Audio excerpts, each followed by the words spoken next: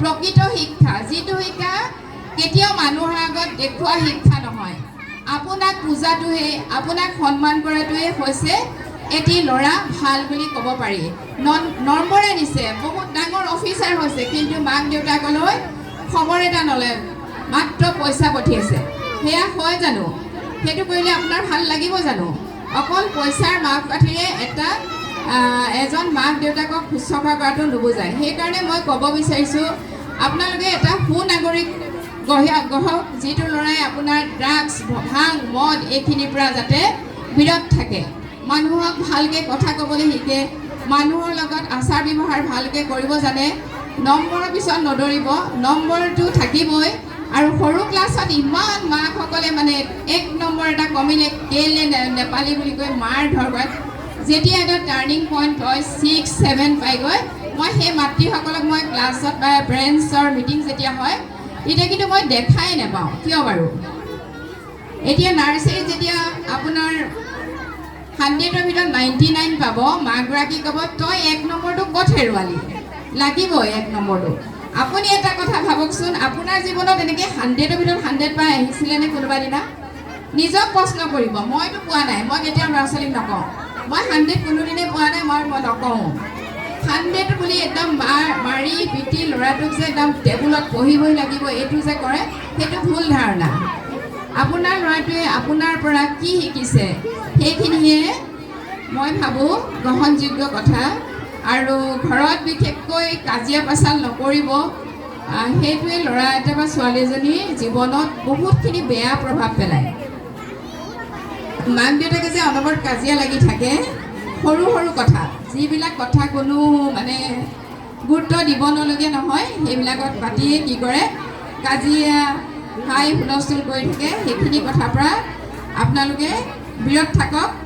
যেতিয়া এজনে ক'ব এজনে হয়তো মনে মনে থাকিলে মই ভাবোঁ ভাল, কাৰণ দুখন তাল বা হাত একেলগতে মাৰিলেহে বাজে, এনেই নাবাজে। আৰু মই সেইকাৰণে আগন্তুক 9, 10ৰ পেৰেণ্টছসকলক মই দেখা নাই, হয়তো ল'ৰা ছোৱালী বহুত ডাঙৰ হ'ল বুলি ভাবিলে অহাও নাই। এগৰাকী দুগৰাকীক দেখিছোঁ। আপোনালোকে নিজৰ ল'ৰা ছোৱালীখিনি ৰুটিন কৰি দিয়ক, পঢ়াটো ৰুটিন বনাই দিয়ক, আৰু তাহাঁতক অকণমান মনোৰঞ্জনো দিব। চাব, নহ'লে সিহঁতে আপোনালোকক ঠগি দিব কেনেকৈ, টেবুলত পঢ়িছোঁ বুলি তাহাঁতি নপঢ়ি হয়তো তাহাঁতৰ মনটো ক'ৰবাত উৰি থাকিব। সেইকাৰণে ইহঁতক 1 ঘণ্টামান বা আধা ঘণ্টা আপোনালোকে মোবাইল চাবলৈ দিয়ক, একো নহয়। মোবাইলটো চালে একো বেয়া নহয়, তাত ভাল ভাল কথা আছে। গুগলত গৈ বহুতখিনি চাৰ্চ কৰিব পাৰে, চাউণ্ডখিনি চাব পাৰে, প্ৰনাউন্সিয়েশ্যন চাব পাৰে, বহুতখিনি শিকিবলগীয়া কথা মোবাইলতো আছে। সেইকাৰণে মই কৈছোঁ 9, 10ৰ যিখিনি পেৰেণ্টছ আহিছে সেইসকলে কি কৰক, তেওঁলোকক এখন ৰুটিন বনাই দিয়ক, ৰুটিন বনাই সেই ৰুটিন মানে পঢ়াওক। আৰু স্কুল ক্ষতি একেবাৰে নকৰাব। স্কুল ক্ষতি কৰিলে কি হয়, আৰু শনিবাৰ মনত পৰি গৈছে, ইয়াত আমাৰ KG 2ৰ পৰা কৈছোঁ দেই, KG 2ৰ পৰা একদম ক্লাছ 10লৈকে কৈছোঁ।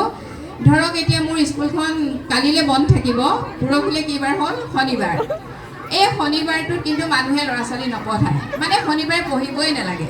শনিবাৰ দিনটো কি আছে, একো নাই।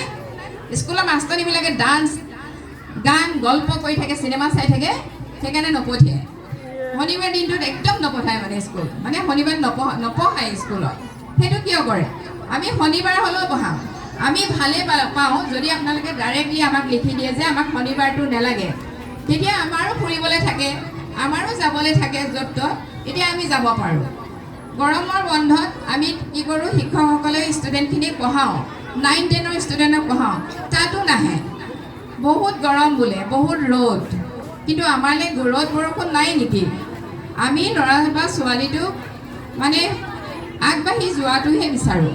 যেতিয়া ৰিজাল্ট দিব একদম উৰি পৰি মানুহ মৰা নিচিনাকৈ কান্দে। কিয় কান্দে?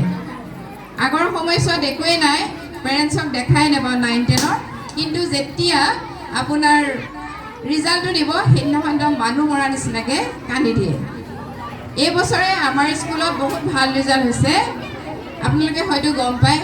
তানিশা চেতিয়াই মানে পাইছে, ডিষ্টিংশ্যন পাইছে। 5টা ছাবজেক্টত তাই লেটাৰ সহ